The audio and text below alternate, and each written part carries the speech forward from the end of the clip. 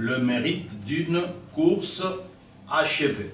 On ne paye pas le commencement, mais on paye la fin. Mieux vaut la fin d'une chose que son commencement. Le passé, pour Dieu, ne compte pas. C'est la fin, la manière dont on termine qui compte. Le modèle de l'Église est en train de se dissoudre, simplement parce que les gens veulent dans leur groupe vivre selon qu'ils appartiennent à une culture. N'amenons pas de culture dans la parole de Dieu. Salut peuple de Dieu, nous vous demandons simplement de vous abonner sur notre chaîne YouTube J. Michel.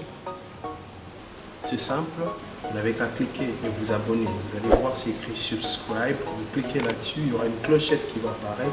Vous cliquez aussi sur la clochette, comme ça vous n'allez rien manquer, vous aurez une notification à chaque fois qu'il y aura un culte posté pour un moment d'adoration. Que Dieu vous bénisse, faites cela pour la gloire de Dieu. Nous sommes un peuple mis à part.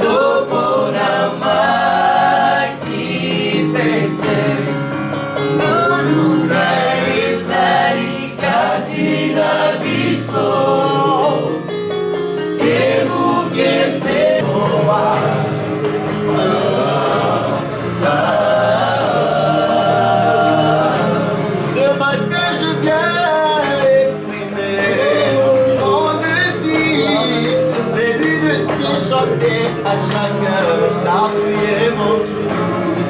En tout, Seigneur, je vais exprimer mon désir, celui de t'adorer, mon roi.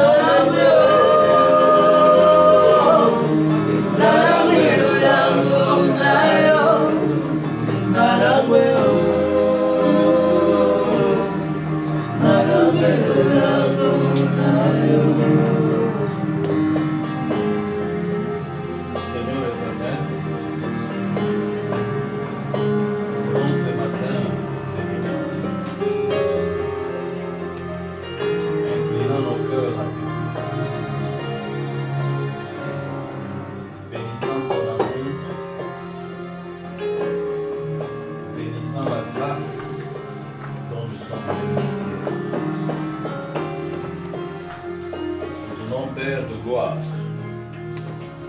recommander à toi nos cœurs, recommander à toi ces instants que nous voulons bénir, soutenus par le Saint-Esprit, afin de pouvoir, par la connexion de l'Esprit, communiquer ta pensée comme tu veux qu'elle soit communiquée.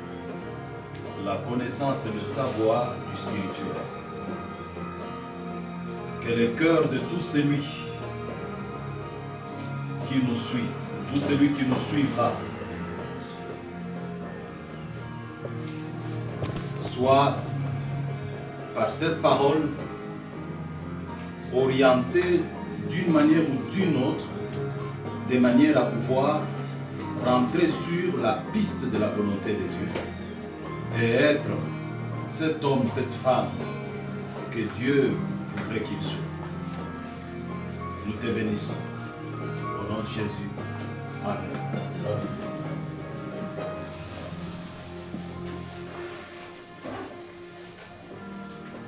C'est encore un jour nouveau, un jour qui appelle la reconnaissance vis-à-vis de Dieu, un jour qui nous rend encore redevables, voir le soleil se lever, avoir l'opportunité d'ouvrir la bouche pour ne fût-ce que dire merci à Dieu, c'est une grâce. Nous bénissons Dieu et je veux bénir les amis, cette petite équipe sélectionnée du groupe d'adoration qui nous accompagne aujourd'hui dans ce travail. Que la grâce de Dieu soit avec eux. Amen.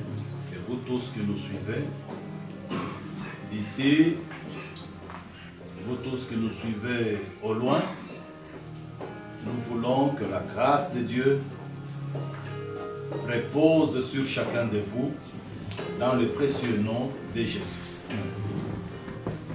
Nous avons un message à partager ensemble aujourd'hui que nous avons intitulé avec l'aide du Saint-Esprit le mérite d'une course achevée. On parle de course achevée, c'est qu'il y a aussi des courses non achevées. Ce qui intéresse Dieu, ce ne sont pas des courses non achevées, mais plutôt des courses achevées. Et si l'on peut se taper la poitrine, si l'on peut s'attendre à une récompense,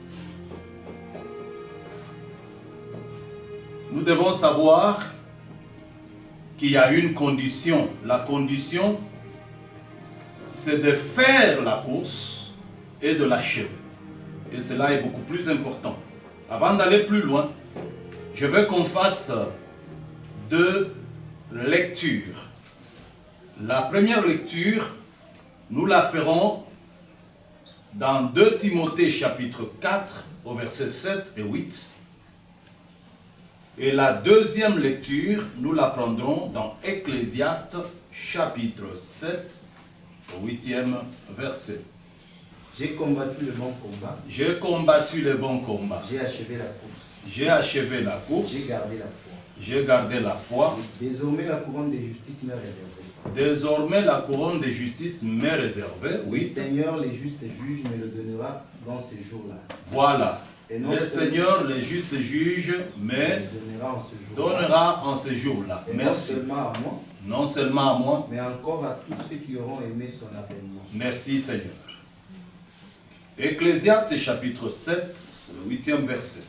Mieux vaut la fin d'une chose que son commencement. Mieux vaut un esprit patient qu'un esprit hautain. Mieux vaut la fin d'une chose que son commencement. Mieux vaut un esprit patient qu'un esprit hautain. Que Dieu soit béni. C'est Ecclésiaste qui parle, cet homme que nous connaissons, de par sa sagesse et sa grandeur, roi d'Israël, d'une célébrité sans précédent, dont même Jésus-Christ, le Seigneur, a parlé. C'est cet homme qui nous donne ces paroles que nous venons de tirer. Il dit, mieux vaut la fin d'une chose que son commencement. C'est-à-dire, la fin d'une chose est plus importante, plus intéressante que son commencement. Et ici, je veux que l'on puisse retenir que dans la vie, on ne paye pas le commencement, mais on paye la fin. Jamais payer le commencement, mais on paye la fin. Et à l'école, le diplôme, nous ne le recevons pas pour avoir commencé les études. Les diplômes, nous le recevons pour avoir fini les études. C'est qu'il n'y a pas de prime, il n'y a pas de diplôme, il n'y a pas de salaire pour celui qui n'a pas achevé sa course. Et dans la vie, on doit le savoir. Chaque chose, nous disons bien chaque chose, finira un jour. Chaque chose a une fin. À ce stade, je veux aider quelqu'un avant d'aller plus loin. Je veux aider quelqu'un qui est en train de traverser un temps de désert, un temps très très sombre, un temps très très difficile.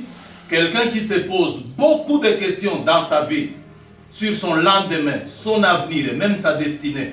Quelqu'un qui a reçu beaucoup de promesses de Dieu. Il a reçu les prophéties de la part de Dieu. Mais le temps qu'il traverse lui donne l'impression d'être seul, d'être abandonné, de n'avoir pas une destinée dessinée, de n'avoir pas un avenir béni. Je vais lui dire aujourd'hui, ce qui a commencé a une fin. Il ne faut pas désespérer. De même que ces choses ont commencé, les ténèbres ont commencé, le désert a commencé, de même ce désert prendra fin un jour. Reste positif. Ce que Dieu a dit arrivera. Nous avons un Seigneur qui ne peut pas se tromper, un Seigneur qui ne peut pas nous mentir. Si Dieu promet, il réalise sa promesse. Dieu est tellement fidèle. Ce qui est sorti de sa bouche reste intact. Dieu le fera. Amen. Je veux ici dire une chose. Quelque longueur que puisse avoir une chose, une histoire, une carrière, une vie, la fin finira toujours par arriver. Quel que soit. Quel que soit. La fin finira toujours par arriver. La fin arrive toujours. Oui. Et la sagesse de la Bible nous demande d'avoir une attention particulière à la manière dont on finit, à la manière dont on termine.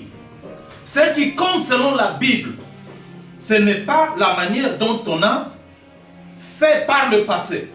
Mais ce qui compte selon la sagesse de la Bible, c'est la manière dont on est en train de faire maintenant.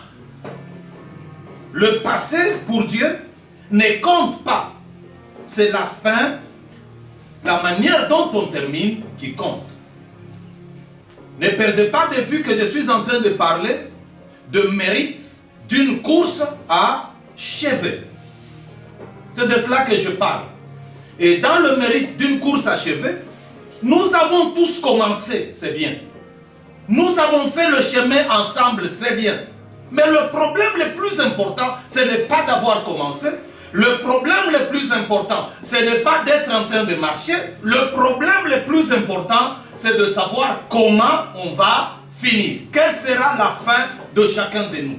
De quelle manière nous allons finir? Cela est beaucoup plus important et cela est notre message d'aujourd'hui. Jésus enseigne, notre Seigneur, et attire notre attention quand il dit « Faites attention ».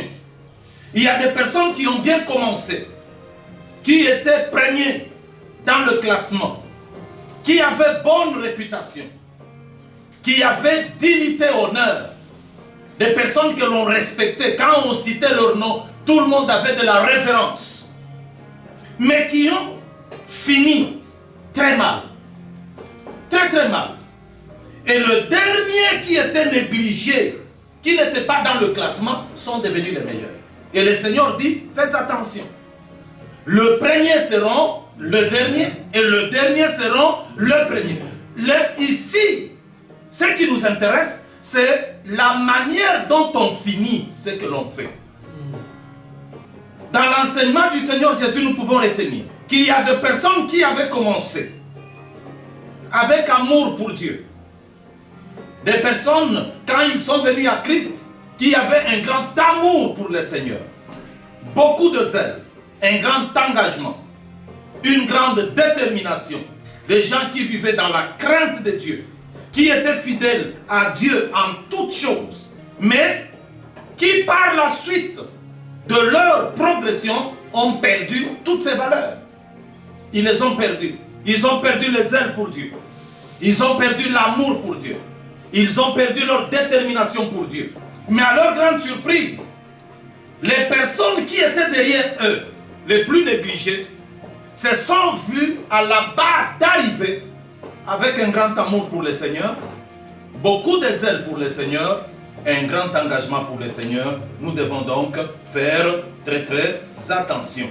Dans le livre d'Apocalypse, l'apôtre Jean retient notre attention en disant: heureux sont ceux qui auront gardé la fidélité jusqu'au bout. Et ce sont ces gens qui vont recevoir la récompense. Et dans ces écrits de l'apôtre Jean, nous découvrons que la récompense, le Seigneur ne la donne pas à ceux qui commencent, qui ont été, n'est-ce pas, loués dans leurs premières heures. La récompense, le Seigneur la donne à ceux qui finissent dans la fidélité, qui gardent leur fidélité. Voilà les personnes qui recevront la récompense, voilà les personnes qui recevront la vie éternelle. Le problème, ce n'est pas d'avoir commencé dans une église. Le problème n'est pas d'avoir commencé avec un pasteur. Le problème, c'est de mourir dans le Seigneur, de finir dans le Seigneur. C'est cela qui est important. Nous devons éviter de demeurer, de naviguer dans l'histoire. Nous étions, nous.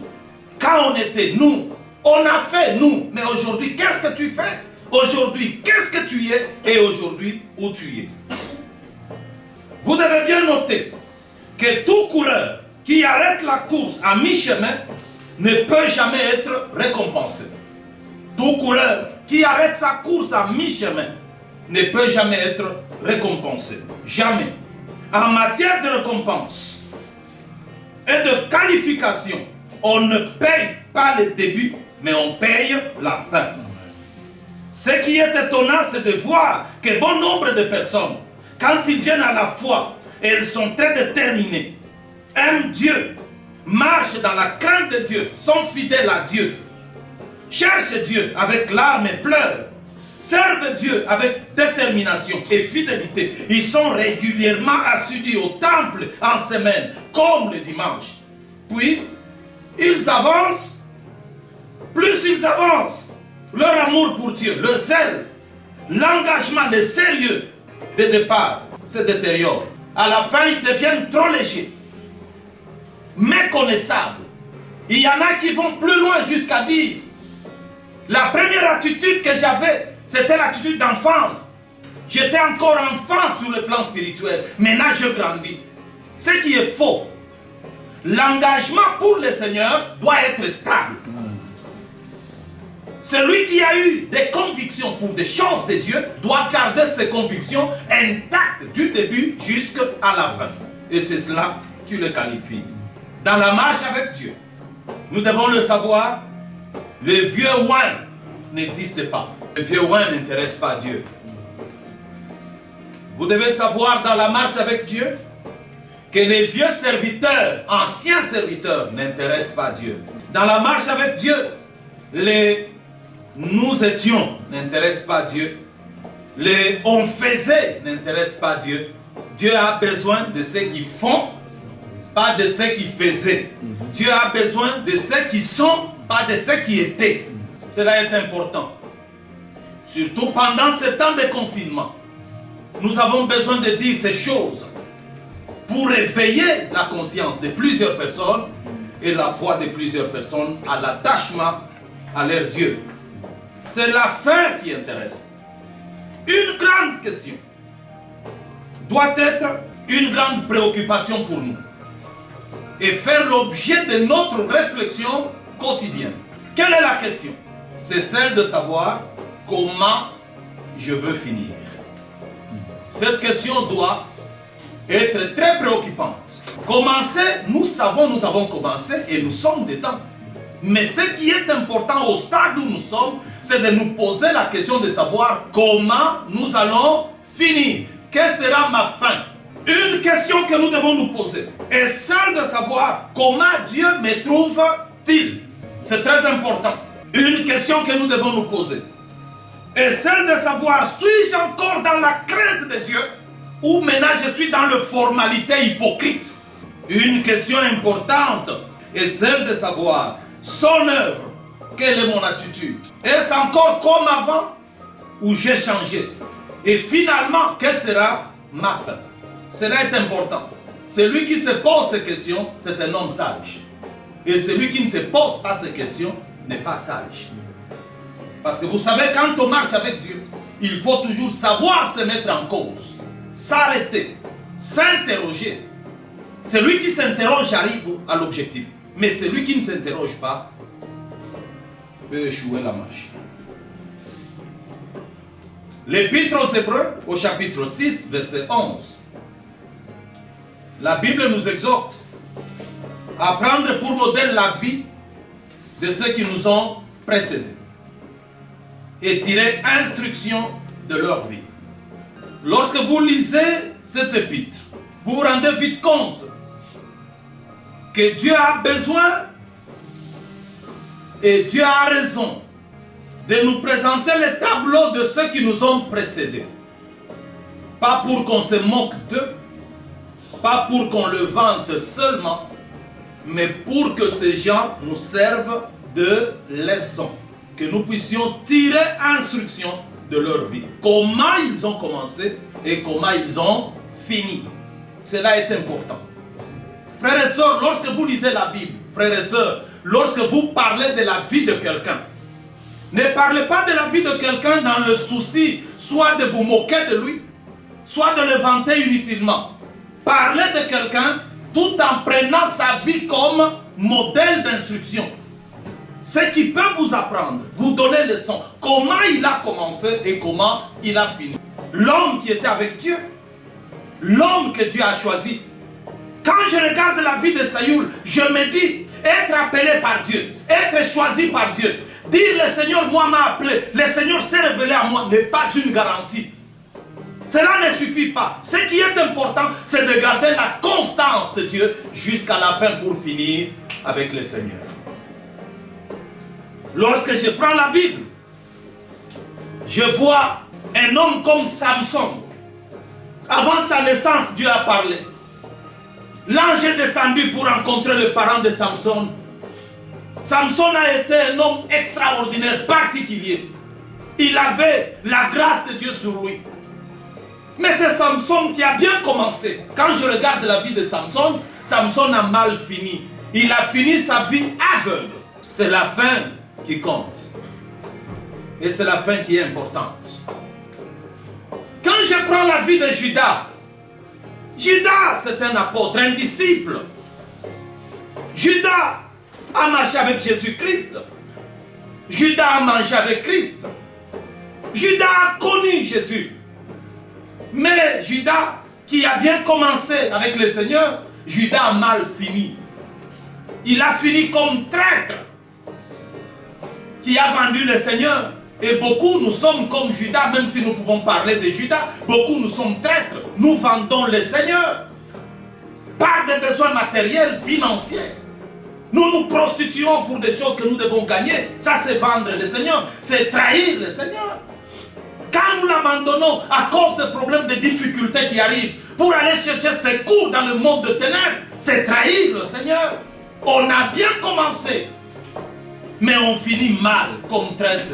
Ananias et Saphira ont bien commencé dans la classe de la première église, l'église primitive. Mais Ananias et Saphira ont mal fini leur course. Ils sont morts à cause du mensonge. Et même de notre temps, beaucoup commencent bien pour finir mal. Beaucoup commencent bien pour finir dans le mensonge. Beaucoup commencent bien pour finir dans les pratiques qui déshonorent Dieu. Beaucoup commencent bien pour finir dans le désordre, la désobéissance, la prostitution et la polygamie. Beaucoup commencent bien pour finir dans l'orgueil. Il y a ceux qui ont bien commencé dans l'église et qui ont mal fini en dehors de l'église, loin de Dieu. Ils sont devenus des ex-frères, des ex-sœurs, des ex-serviteurs, des ex-musiciens, des ex-prédicateurs, et que sais-je encore. Frères et sœurs, le problème, ce n'est pas de commencer. Le problème, c'est de bien finir. J'ai prêché, les miracles se sont produits, c'est bien. Mais comment je vais finir? Cela est important. On m'appelle pasteur, c'est bien.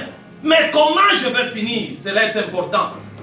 Tout le monde me connaît comme frère, comme soeur, c'est bien. Mais comment je veux finir? Cela est important. Ce qui est important, c'est la fin qui compte, pas le commencement. Daniel nous donne l'histoire d'un roi qui a bien commencé et qui croyait toujours bien faire, mais qui a été désapprouvé par Dieu parce que sa fin était mauvaise. Il a posé des actes qui ont amené Dieu à faire deux choses importantes. La première, Dieu a compté sa vie. La deuxième, Dieu a pesé sa vie. Je veux vous dire, vous qui me suivez et vous qui êtes avec moi ici, que Dieu compte nos actes. Ok?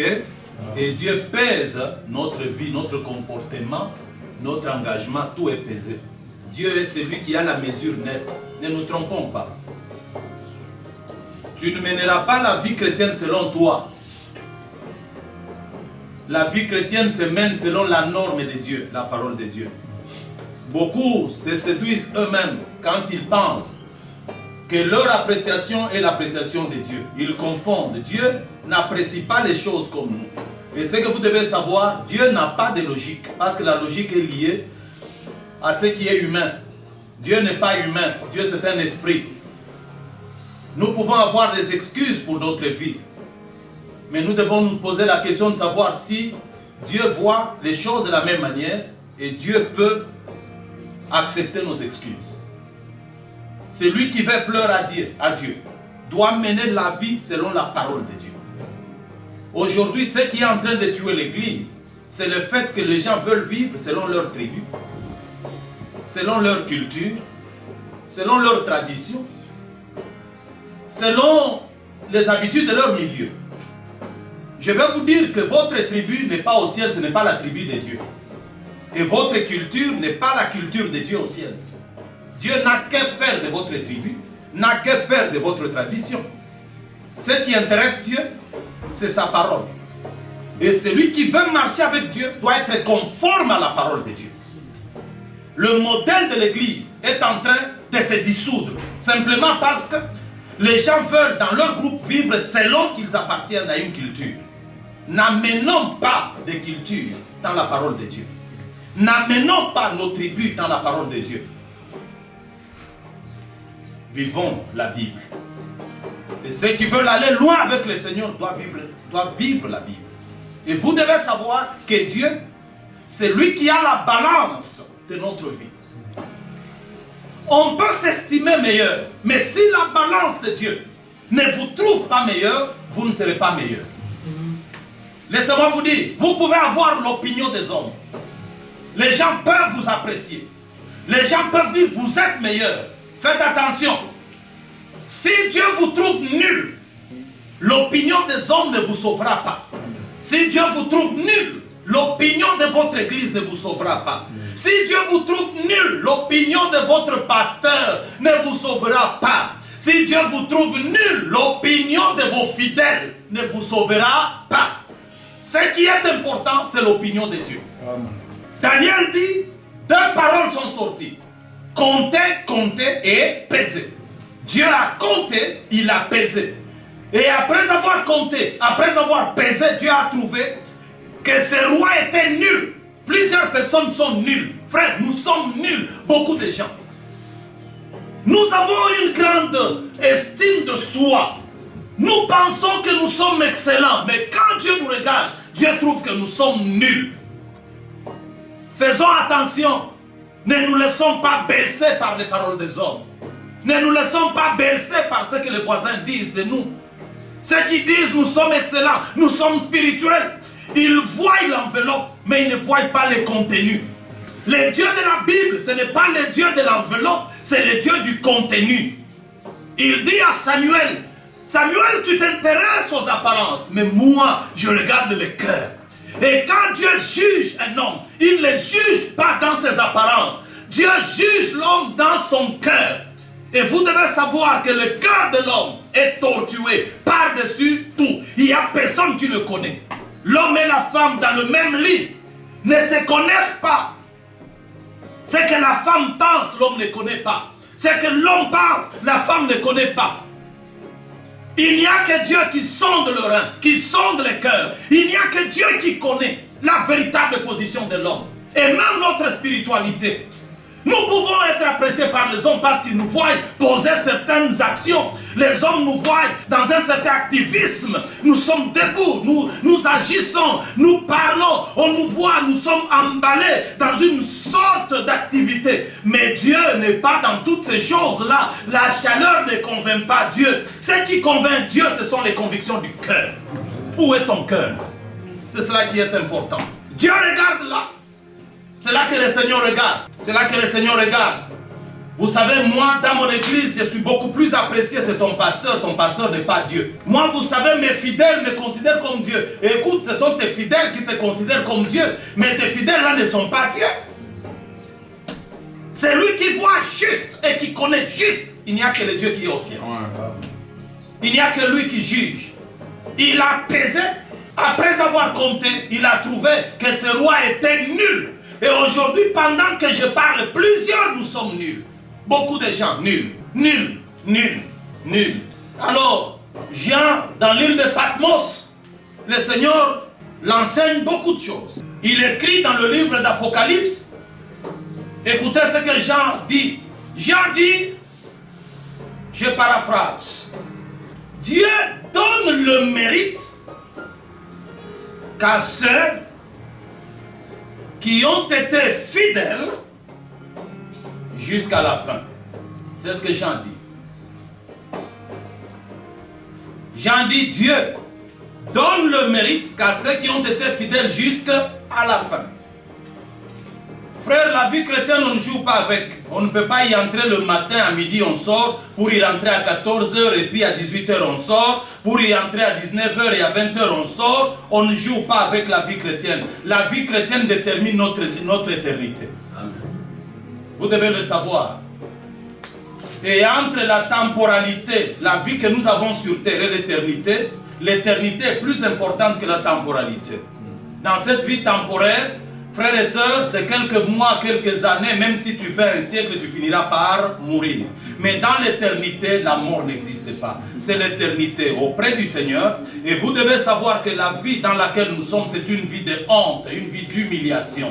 Vous vous réveillez le matin, vous vous lavez, et après quelques temps, sans avoir rien fait, quand vous rentrez encore dans la salle de bain, vous voyez la saleté couler de votre corps. C'est la honte, c'est l'humiliation. C'est même pour cela que nous avons de parfums que nous pompons sur nous. Nous aimons porter des costumes pour essayer de donner assez de valeur à cette histoire de terre que nous portons. Mais au finish, il n'y a absolument rien dans cette vie.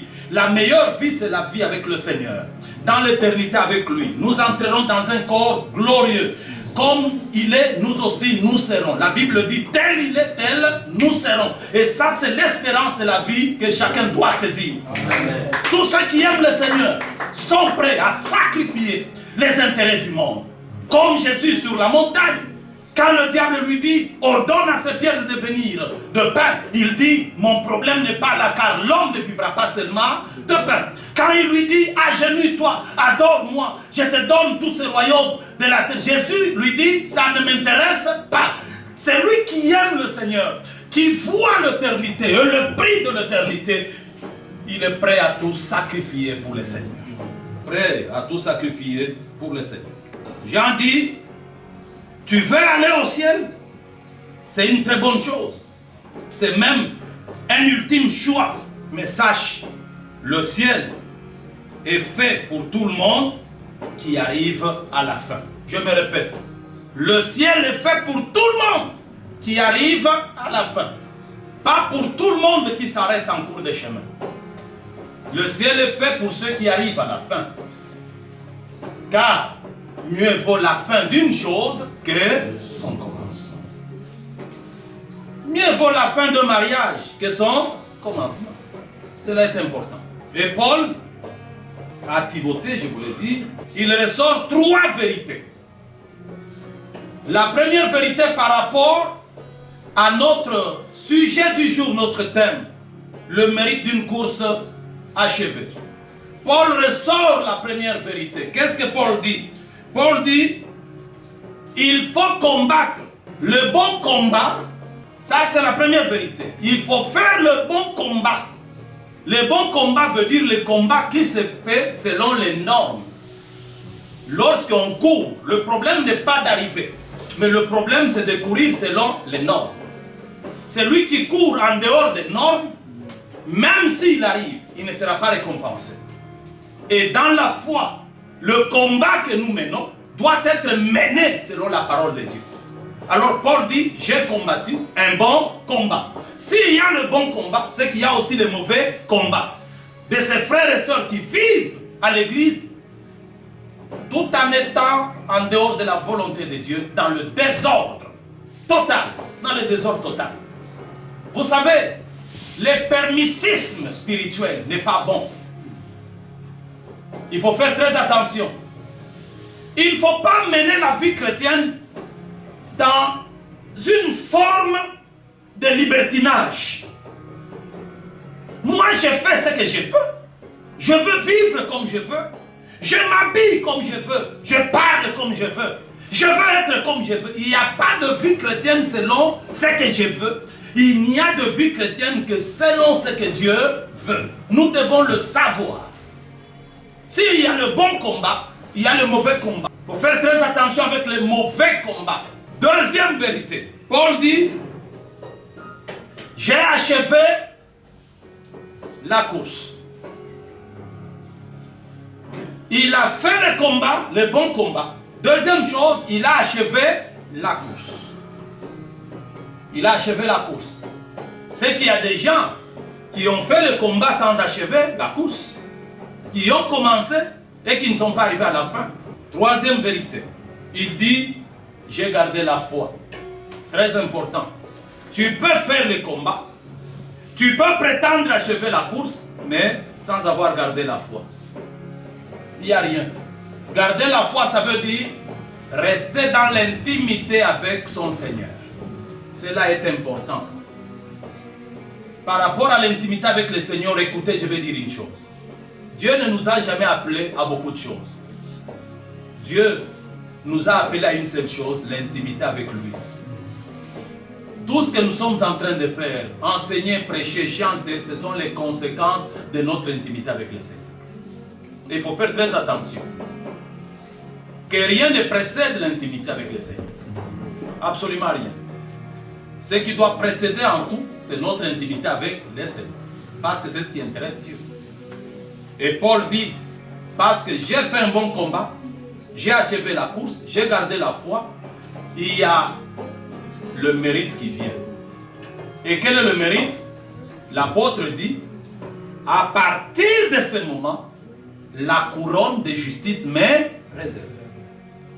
Il n'y a pas de couronne de justice pour ceux qui n'ont pas achevé la course selon les normes. Si nous voulons que le Seigneur nous agrée, si nous voulons que le Seigneur nous accepte, et si nous voulons un jour voir le Seigneur, nous devons, frères, veiller sur notre manière d'aller, sur notre conduite. Nous devons veiller et nous devons être persévérants. Je vais vous dire, il y a plusieurs choses qui font que les gens n'achèvent pas leur course. Le problème de la vie, les difficultés, les soucis de la vie, les soucis de vouloir gagner, les soucis de vouloir être tout. Ces choses-là, les combats de la vie ont arrêté plusieurs personnes et beaucoup ont arrêté à mi-chemin. Aimer Dieu, c'est savoir tourner le dos à toutes choses. Jésus a enseigné, il a dit, cherchez premièrement le royaume et la justice de Dieu. Le reste des choses vous seront données par-dessus. Frère, je vais te dire, je termine. Ce dont tu as besoin, c'est de faire confiance au Seigneur. C'est lui qui t'a créé, te connaît. Il connaît tes problèmes, il connaît tes difficultés, il connaît tes besoins. Et je vais t'informer qu'il n'y a pas un Dieu fidèle comme ton Dieu. Ton Dieu est tellement fidèle. Tel qu'il te connaît, il ne peut pas te laisser, il ne peut pas t'abandonner. Dieu sait à quel moment te visiter. Je vais vous dire la vérité, Abraham avait un besoin. Il attendait l'enfant. Mais seulement une chose, Abraham ne savait pas à quel moment il allait être visité.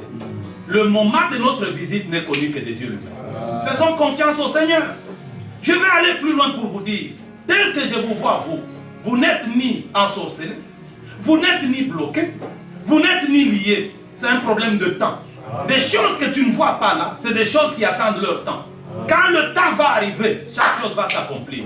Et je suis venu te dire, ton temps n'est plus loin. C'est bientôt là. C'est ça le temps de Dieu qui arrive. La consolation de Dieu arrive maintenant. C'est ça ton temps à toi. Sois calme. Ne regarde pas aux problèmes, ne regarde pas aux difficultés. Tiens à la foi. Reste ferme. Ta foi va payer. Le Seigneur est celui qui récompense ceux qui tiennent jusqu'à la fin. Je veux que la grâce de Dieu soit sur toi et que Dieu te soutienne au nom de Jésus. Amen. Mérite totalement, tu fais